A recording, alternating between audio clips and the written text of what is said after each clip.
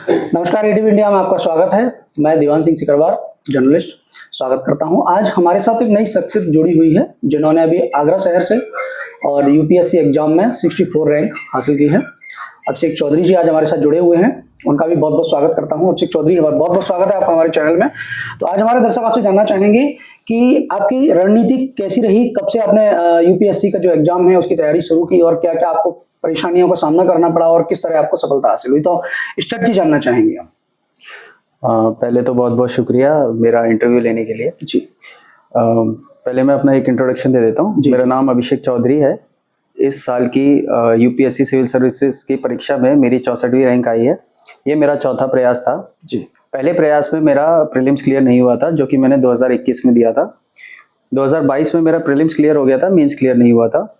2023 में मैं इंटरव्यू तक पहुंचा था, बट कुछ नंबरों से मैं रह गया था, तो मेरा फाइनल सिलेक्शन नहीं हुआ था। और इस साल मेरा 64वीं रैंक मेरी आई है।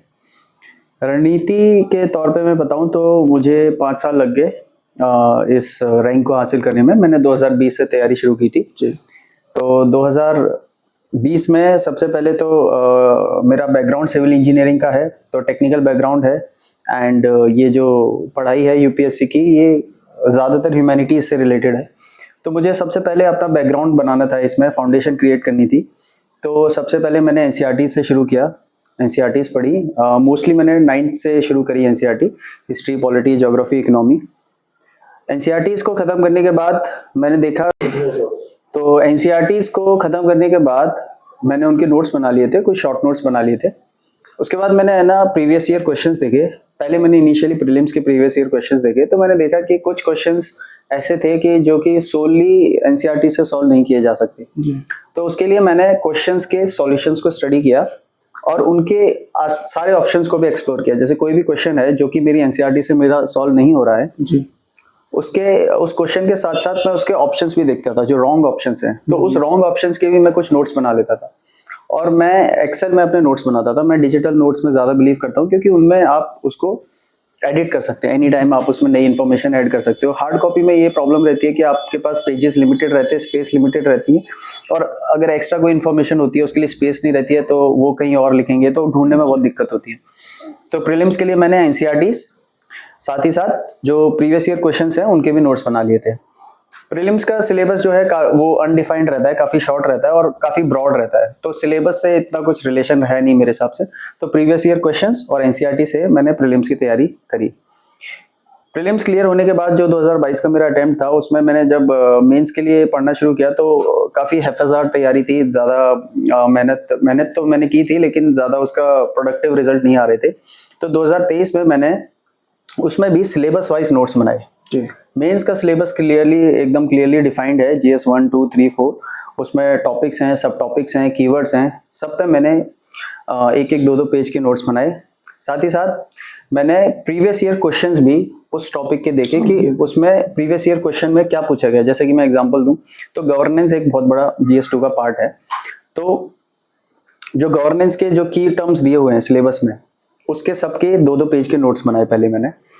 उसके बाद मैंने ये देखा कि गवर्नेंस के प्रीवियस ईयर क्वेश्चंस क्या पूछे गए हैं। तो यूपीएससी सिलेबस से अलाइंड भी क्वेश्चन पूछती है। सिलेबस में जो टर्म्स है वो तो डायरेक्टली पूछेगी, उसके एप्लीकेशन भी पूछेगी और उसके आसपास की चीजें भी पूछेगी, जो कि सिलेबस में शायद डायरेक्टली ना लिखी। तो वो चीजों को भी मुझे अपने नोट्स में इंक्लूड करना था, तो वो चीजें भी मैंने इंक्लूड करी। तो प्रीवियस ईयर क्वेश्चन और सिलेबस के टॉपिक्स, ये दोनों चीजों को इंक्लूड करके, और साथ ही साथ जो भी करंट अफेयर्स उसके अराउंड चल रहे हैं वो भी ऐड करे मैंने। तो वो मेरे कॉम्प्रिहेंसिव नोट्स हो गए, जितने भी सिलेबस के टॉपिक्स थे। और उसको frequent revision, monthly revision, 6 months में रिवीजन, उसके साथ साथ टेस्ट सीरीज, इसके साथ उसको कंबाइन किया, तो एक मेरी कॉम्प्रिहेंसिव प्रिपरेशन होगी। और उसके लकी था मैं कि मुझे ये रैंक मिल पाई। विद्यार्थियों का सवाल रहता है कि इसके लिए कोचिंग कंपलसरी है या सेल्फ स्टडी। मैंने इस तैयारी के दौरान 4-5 साल में मैंने कुछ कोचिंग्स का सहारा लिया है। घर पर रह के ही मैंने तैयारी की है। तो मैंने ऑनलाइन कुछ पेड कोर्सेज लिए थे, कुछ मैंने फ्री यूट्यूब से गाइडेंस, टेलीग्राम से गाइडेंस भी लिए। तो ये आपके ऊपर निर्भर करता है। आपके पास अगर समय की कमी है तो आप कोचिंग का सहारा ले सकते हैं। कोचिंग आपका काम थोड़ा आसान कर देती है। वो 50% काम आपको रेडीमेड बना के दे देते हैं। उनके क्लासेस होते हैं, आपको ज़्यादा चीज़ें खोजने की ज़रूरत नहीं होती है। लेकिन इसका मतलब ये नहीं है कि कोचिंग के अलावा आपका नहीं हो सकता। कोचिंग के अलावा आप खुद करेंगे तो मुझे लगता है ज़्यादा अंडरस्टैंडिंग आपकी डेवलप होगी। समय ज़्यादा लग सकता है, लेकिन जो उसका बेस बनेगा वो ज़्यादा स्ट्रॉन्ग रहेगा। मैंने ली है कोचिंग, कुछ मेंस के लिए कुछ चीज़ें की हैं, सब्जेक्ट स्पेसिफिक जहाँ मुझे लगा कि मैं वीक हूँ वहाँ पे मैंने कोचिंग ली है। तो ये डिपेंड करता है आप किस स्तर पे हैं तैयारी के। कुछ एस्पिरेंट्स हैं, उनका सवाल रहता है कि दिल्ली इसके लिए कंपलसरी है, तो आप इसके बारे में क्या कहना चाहेंगे? दिल्ली कंपलसरी है या घर पे रहकर भी ये तैयारी की जा सकती है? मुझे लगता है दिल्ली जाना बिल्कुल कंपलसरी नहीं जी। है, बल्कि घर पे रह के ज़्यादा अच्छी तैयारी हो सकती है। और आजकल जो डिजिटल एरा का ज़माना है और नॉलेज फ्रीली अवेलेबल है, इवन इंटरनेट के टाइम पे तो आप घर पे बैठ के भी सारी चीज़ें जो दिल्ली में मिल सकती हैं वो ले सकते हैं, तो दिल्ली जाने की ऐसी कोई आवश्यकता नहीं है। इस तैयारी में कुछ रुकावटें आपके सामने आई? क्योंकि कुछ विद्यार्थियों के ऐसे सवाल रहते हैं कि हमें कई रुकावटें आती हैं सामने। रुकावटें तो देखिए, ये स्टेजेस हैं इसके एग्ज़ाम के, प्रीलिम्स हैं, मेंस है और इंटरव्यू है। तो जहाँ पे भी आप फेल होते हैं तो आपको दोबारा नेक्स्ट अटेम्प्ट में 0 से शुरू करना पड़ता है। जी। तो वो एक रुकावट तो नहीं कहूँगा मैं, लेकिन एक ऑब्स्टेकल रहता है अगर आपका क्लियर नहीं होता है कोई भी स्टेज पे। मैंने सारी स्टेजेस देखी हैं, मैंने प्रीलिम्स भी फेल हुआ हूँ, मैं मेंस भी फेल हुआ हूँ, मैं इंटरव्यू भी फेल हुआ हूँ। तो मैं 3 बार फेल होने के बाद मैंने फाइनली जो मेरे को रिजल्ट मिला है, तो उसमें मुझे लगता है कि आपको अपनी मेंटल हेल्थ का ध्यान रखना है, खुश रहना है और अपने जो करीबी दोस्त हैं, अपने परिवार वाले हैं, उनसे बातचीत करते रहनी है। और एक जो सपोर्ट सिस्टम होता है घर वालों का, दोस्तों का और अपने टीचर्स का, मेंटर्स का, वो बहुत ज़रूरी है। तो ऑब्स्टेकल एज सच मुझे कुछ रहा नहीं, ना ही फाइनेंशियल, ना ही मुझे ऐसा कोई कंस्ट्रेंट्स रहे। बस ये था कि इस तैयारी को जारी रखना है और इस तैयारी को करते हुए मुझे अपने मेंटल हेल्थ का ध्यान रखना है। जी, चलिए बहुत बहुत धन्यवाद आपका, लवसिक चौधरी जी।